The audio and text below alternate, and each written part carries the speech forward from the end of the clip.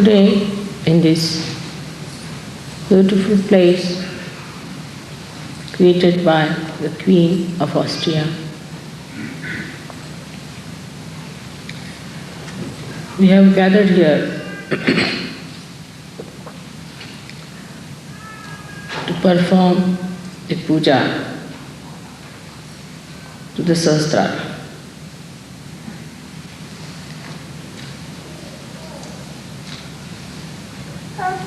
When we enter into the realm of Sahasrara, then only we have right to do the Sahasrara puja.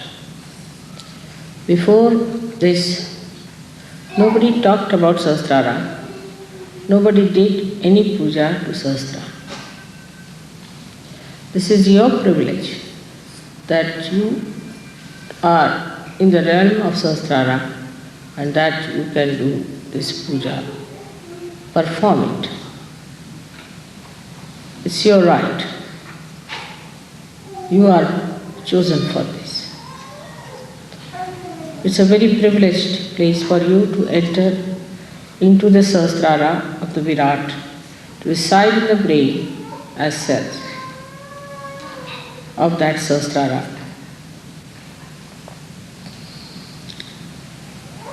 Let us see what is the quality of the cells of Sahasrara.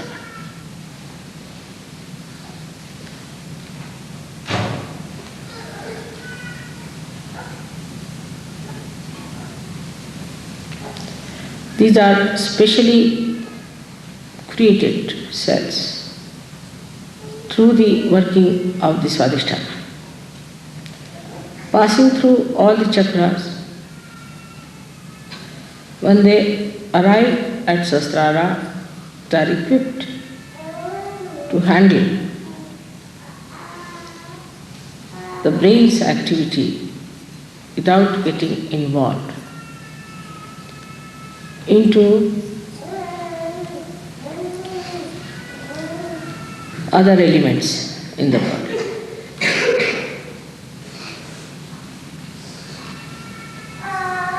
In the same way, the Sahajogis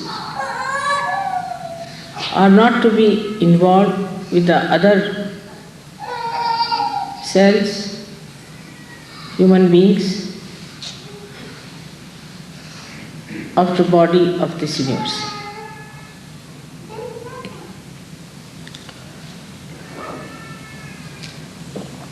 The first thing that happens to a Sahajogi at the Sahasrara level, that he becomes beyond Atit.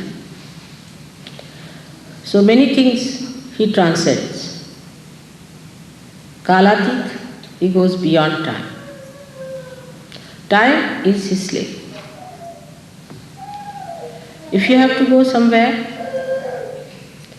then suddenly you discover that everything is working about the same time when you are able to do it. Like you are, say, to catch a train and you arrive late at the station, you find the train is late for you.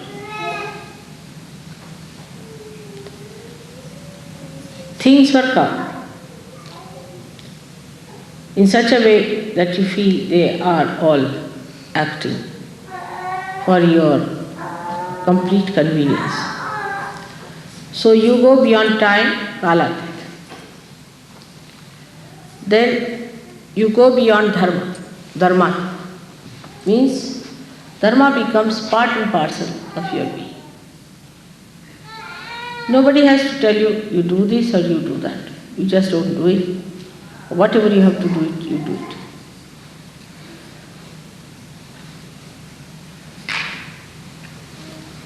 When you go beyond all these dharmas, that are the human dharmas is that his attention gets attracted either with lust, greed,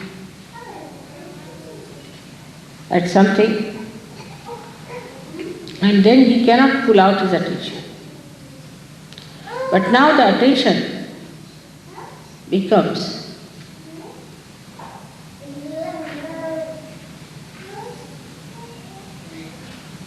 dharma-atit, means the attention loses its dharma. The dharma of the attention are such that we have to put the dharmas taught by the prophets to control them. Because we are coming from the lowest level. So these dharmas exist in our being and start showing. And when they attack us, then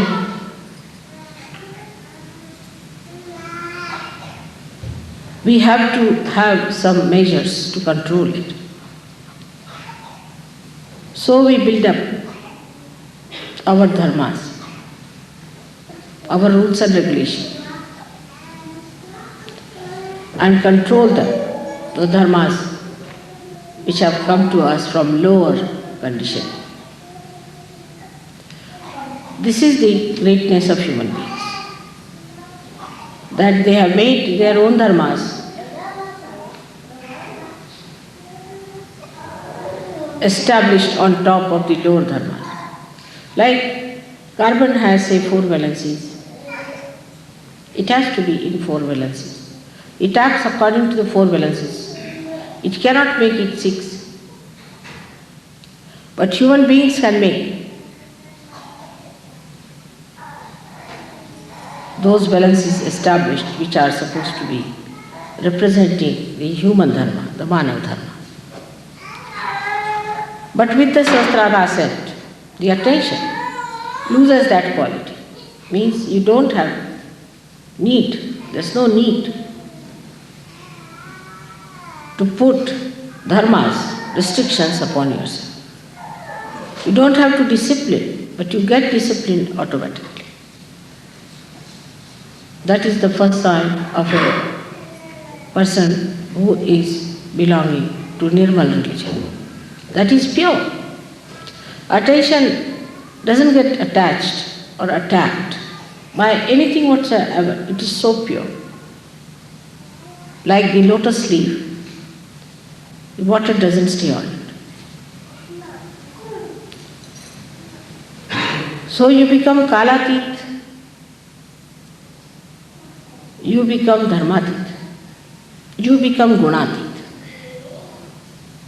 Means the 3 moods in which you are born, left, right and center, you go beyond. The left one is the one by which you have emotional attachments of your attention. The second one is the physical and the mental attachments. And the third one, the attachment to the dharma. Attachment to be righteous and making others righteous, of disciplining others and disciplining yourself, which is the sattvika, where a person tries to control all his enemies of lust, anger, pride, vanity, attachments, and greed. All these restrictions on the attention get lost, and you become a free person of complete wisdom. Your attention itself becomes dharmic. So you lose all your gunas and you become sadgunis, means virtuous, but not by discipline, but spontaneously. You become righteous spontaneously. Sometimes such people puzzle you, like Christ took a hunter in his hand and beat people who were selling things in the presence of God, in the sense in front of the temples. According to laws, we should not have temple. But this temple is a temple of a gunati.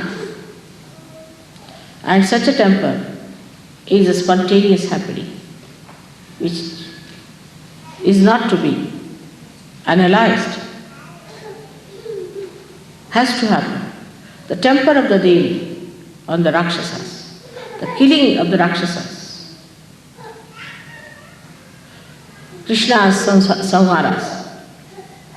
Krishna telling Arjuna that you have to kill all these people. They are all dead already.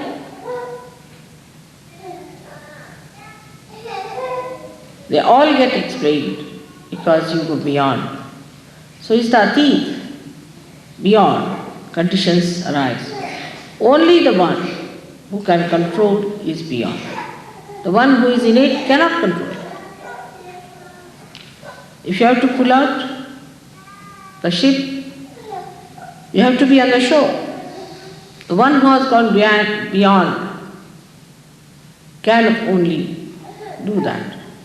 So you go beyond, that is Atit.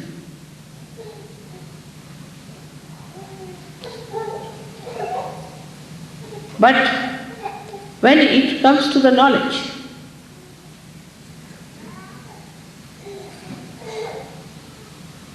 about such a person, you cannot think, because such a person is beyond thinking. You cannot describe, because such a person cannot describe. You cannot say why Socrates agreed to take the poison. Why Christ agreed to get crucified. That's beyond human comprehension. That's how you behave beyond human comprehension, and you are not to take certificates from human beings. Your certificates come from God Almighty and not from these human beings who are at a lower level. It would be like a dog writing about human beings.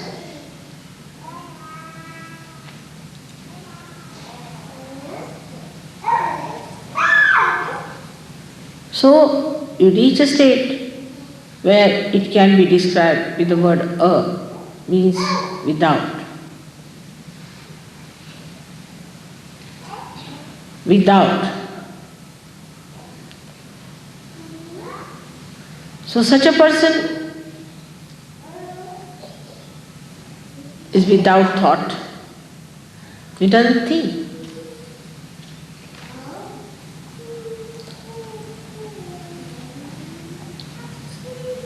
Such a person is without greed. Such a person is without lust, devoid of.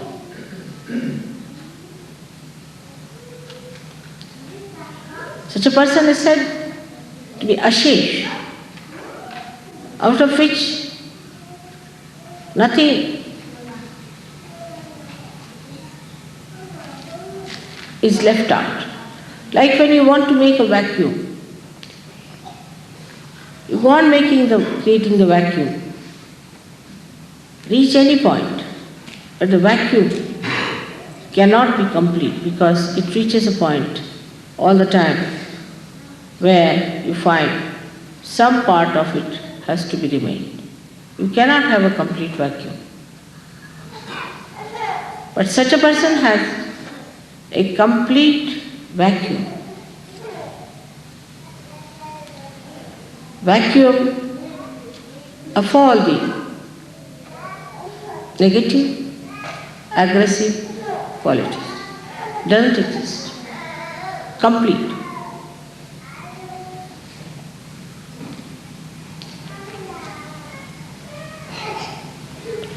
Such a person is eternal being. Nobody can kill.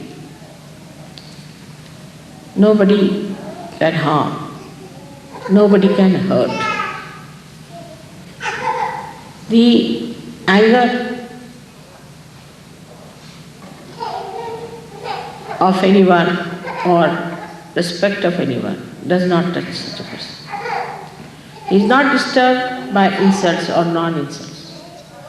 He is not elated by praises.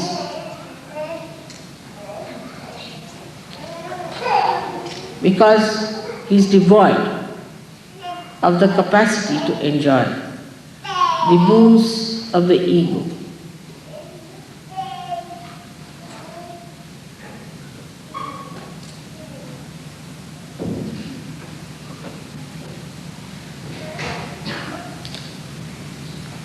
So the third state where he reaches, he gets the blessing of the word Nihi. Nihi. Nihi is the first word of my name. But in Sanskrit, when you combine it with Mala, then it becomes Nirmala. But the word is Nihi. Ni which shakes little. Ni. That means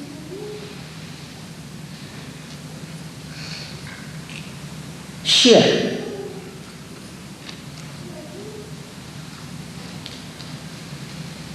Or when a I is added to it.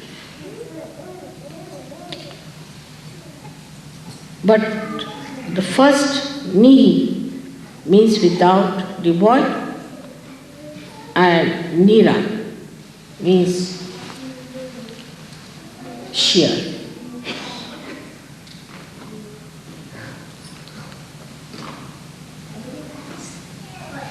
Like when you say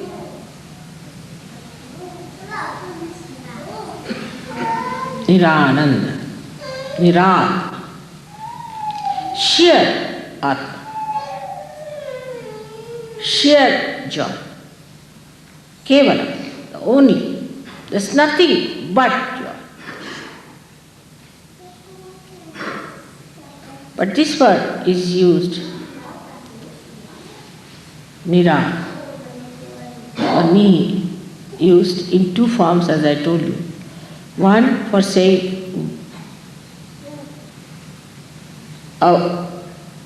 without or devoid of. The another form is the only, absolute.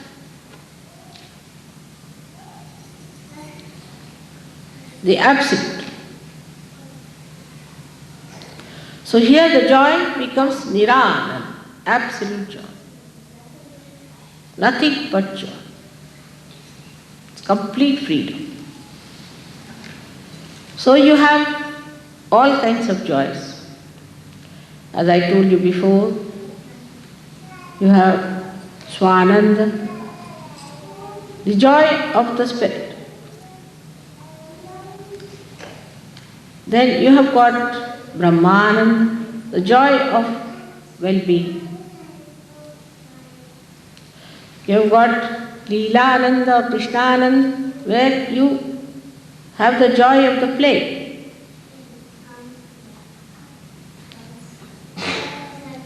But when you reach the state of Sahasrara, it is Nirananda. means sure, absolute sure. Though the name Nira is my name, it means absolute. So when you put such an adjective before anything else, it becomes absolute.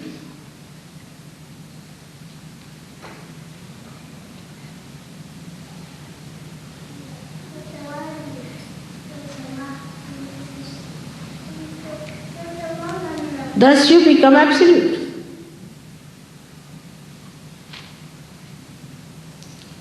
And when you are at that state of absolute, then there is no place for anything else to be there but yourself.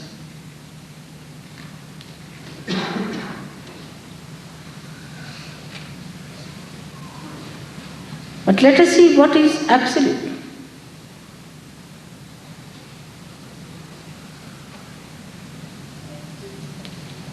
That means it is not relative. It has no relative quality. Absolute cannot be compared. Atulaniya, it cannot be compared. It cannot be related to anything. It is absolute. It cannot be comprehended because it cannot be related to anything else through which we can comprehend. It is absolute.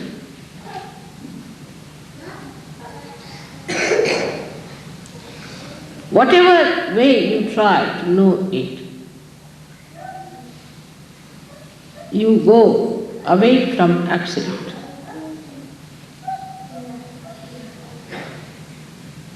Whenever you try to analyze the absolute, you are away from it.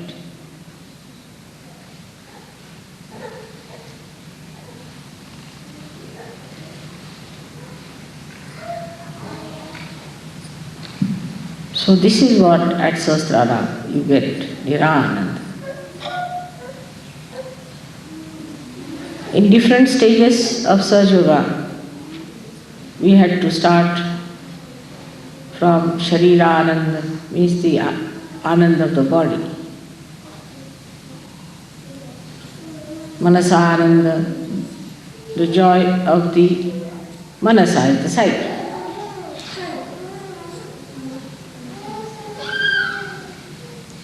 Then you can say Ahankara-Ananda, where you have to have the satisfaction of the ego. But the state has now to be established within us is of Nira-Ananda. Then what is the question of fear?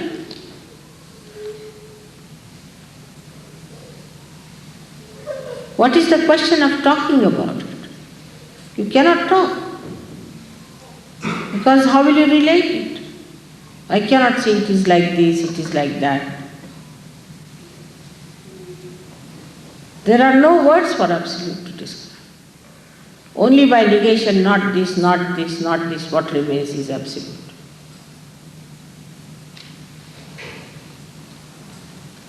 So you reach the state of absolute.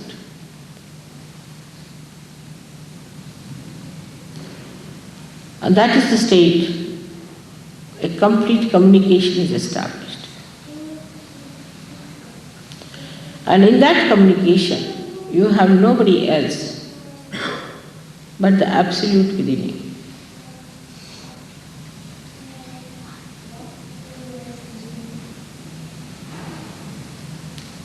That is the Sahasrara Puja you are here for. That is the level to which you should aspire. That should be the ascent which should be established within ourselves. We don't have to go to Himalayas. We don't have to do anything drastic. Remaining in this world, we have to become the absolute, the only, Kevalam.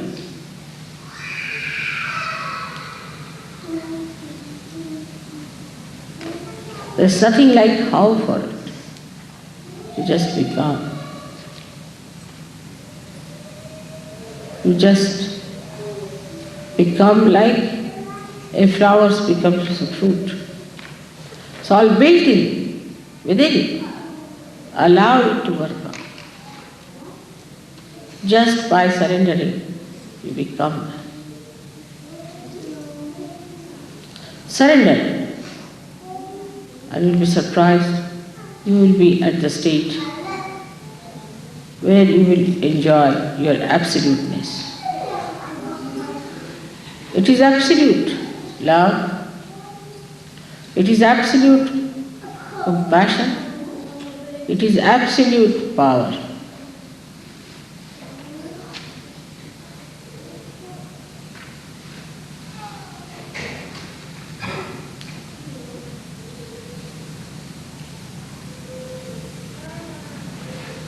The words stop.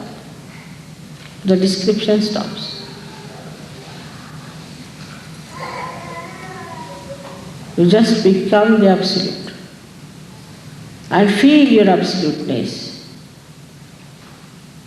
through it with that oneness. If somebody is not with you, you don't worry.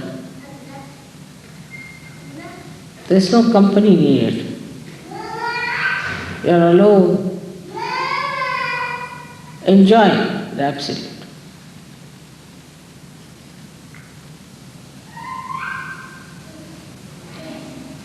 There only you can enjoy the absolute in others also, in the best form, without seeing anything else but the absolute.